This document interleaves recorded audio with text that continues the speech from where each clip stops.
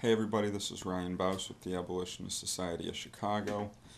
I've seen a trend recently from the very beginning of Abolish Human Abortion.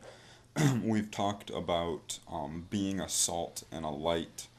And so I've seen this trend of people justifying being a salt and a light. I've actually heard the excuse, I've invited a friend to church, so I'm being a salt and a light. And so to me, that grieves me that people would think that inviting a friend to come to church is being salt and light. And so we have to look at what Jesus was talking about when he said to be the salt and the light. Because you see, Jesus wasn't talking to us. If Jesus was talking to us, he wouldn't say to go plant seeds on the grass and plant seeds on the side of the path because it wouldn't work the same way. But instead, Jesus was talking to the people of his day and age. And so he said, be a salt and light to people 2,000 years ago. So we have to look at what salt and light meant. And so light was the easier of the two. I mean, Jesus talked about, would you hide your light under a bushel? Or he talked about the bridegroom and how all of the virgins came with their lamps and how they kept their lamps lit. And so the light, when we think about light, when I walk into my room, I turn on my light switch. And when the light comes on, what happens? The darkness flees. The darkness doesn't slowly get replaced. The darkness doesn't go into battle with the light. No, when the light is turned on, the darkness flees. There's no darkness in my room currently because the light is on. And so I got to see a prime example this past 2 weeks ago when we did the Lollapalooza music festival. And there was a group of Hare Krishnas there. And on two different occasions, one person tried to talk to me, and then one person tried to talk to my wife, Carol. And you see, when we exposed that we were Christians, and we exposed that we were there to preach the gospel, they literally fleed. I mean, I kid you not. These people who practice wickedness and paganism, these people who actually worship their own selves, ran when we exposed who we were and what we were there to do. Because the darkness flees from the light. And so we can say, I'm being the light because I carry a Bible at my school. Do you get ridiculed? Do you maybe get pushed around a little bit? Do people laugh behind your back? Sure. But is the darkness fleeing because you carry a Bible that you may or may not read once in a while to school with you? Or because you wear a cross when you go to work? Is the darkness fleeing? No. Because, see, the idea of preach the gospel at all times and when necessary use words was ludicrous because your words are the light. Are you spreading the light to people? And then we look at being salt. And now salt, man. We use salt because we throw it on our food, or we throw it down when we want to get ice off of our driveways. But 2,000 years ago, what did they use salt for? And so salt had two real main functions back in the first century, back when Jesus actually walked the earth. The first of which was preservation. Salt would keep your meat from going bad too quickly. Salt would keep your vegetables from going bad too quickly. Salt was something that was used to preserve fresh food for a later time. And so the first part of being salt is preserving. And we have to look at what are we preserving. Peter, I believe, and dear God, don't quote me, but I believe it was Peter who said, this is pure and undefiled religion in the eyes of God. Are we being pure and undefiled religion? Are we preserving religion as it was laid down by those people who first followed in the footsteps of Christ? Are we visiting the orphans? Are we visiting the sick? Are we adopting children? Are we saving the lives of those who are being led to the slaughter? Are we rescuing people out of the pits of hell? Literally yanking them out of their wickedness and their pathway onto hell. Because that would be preserving. pure and undefiled religion in the eyes of God? Are we preserving the commandments where Jesus said, if you love me, you will follow all that I command?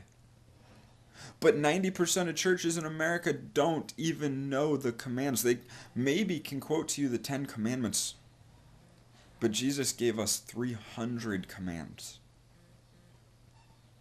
Are we loving God with all our heart, soul, strength, and mind? But then going home and listening to music that defiles the name of God, that defiles human beings, that slanders women. Are we claiming something at church and living something else out? Because if we are, we're not preserving, we're tainting, and we're destroying. And then we look at the other purpose of salt, the more painful purpose. You see, salt was a cauterizing agent. Salt was what you threw on a wound. And so I still use salt when I have wounds. I don't like using medications that have all sorts of weird chemicals in them. So I still pour sea salt on my wounds. And when you pour salt on a wound, it has two functions. The first is that it cleanses. I had a sore in my mouth that was just bothering me like crazy. And so I covered it with salt. And what the salt did was it sucked any of the bacteria, it sucked any of the germs and the disease and whatever else was in there. It literally sucked it right out. Are we cleansing the diseases of our nation? Are we cleansing the diseases in our churches? Homosexuality, abortion, pornography. A music industry that runs off teaching children demonic principles, gangbanging, drugs, alcoholism. Are we cleansing? Because when I look around my own city, I don't see that. And then on top of cleansing, it literally cauterizes a wound. It'll actually dry out and close a wound. And we live in a wounded nation. But we're not closing it. We're opening our doors to it. Almost every day I see another church that says, you know what, we're going to marry homosexuals. We find another church that says, you know, child sacrifice isn't really a sin, is it? I mean, shouldn't women have the right to choose? Shouldn't we trust women to know whether or not they're killing their own children? Every time I turn around, there's another church that is becoming more like the world because their doors have been opened and they're not shutting the doors to the wound. They're opening those gates up. And so we speak constantly about being a salt and a light. Many pastors speak about being a salt and a light, but those same pastors are going home and they're watching pornography. They're going home and they're neglecting their children. They're going home and they're neglecting their duty to be righteous in the eyes of God, to be beyond reproof. We are failing as a church because we've decided that salt and light mean this petty, indifferent little thing where we take care of our four and no more. Church, we are called to be salt. We are called to be a cleansing and a cauterizing agent in our culture. We are commanded to go out and to rip people out of their wickedness, to expose them to what they are doing and to the punishment that they are facing so that we can cauterize that wound and so that people can have a new beginning. We are called to be a light. We are called to be shining examples that when we walk down the streets, evil flees from us. But instead, many of us are walking down the streets and fleeing from our duty to pronounce the name of God in the streets, to shout it from the rooftops as Jesus commanded. We aren't being salt and light. We are being death. And I know many Christians are doing the work, and praise God that they are. And I praise God that after struggling to find, I finally found a church that is. And I know many of you are going through those same struggles. And so on that point, I just want to leave with saying, your church doesn't have to be the salt and light. Jesus didn't say, may the local church be salt and light. In fact, Jesus didn't say the local church. Jesus didn't say, let your pastor be salt and light. So if your pastor's not being salt and light, then be the bigger man and stand up and be salt and light. Because until you do, nobody around you will. And salt is contagious.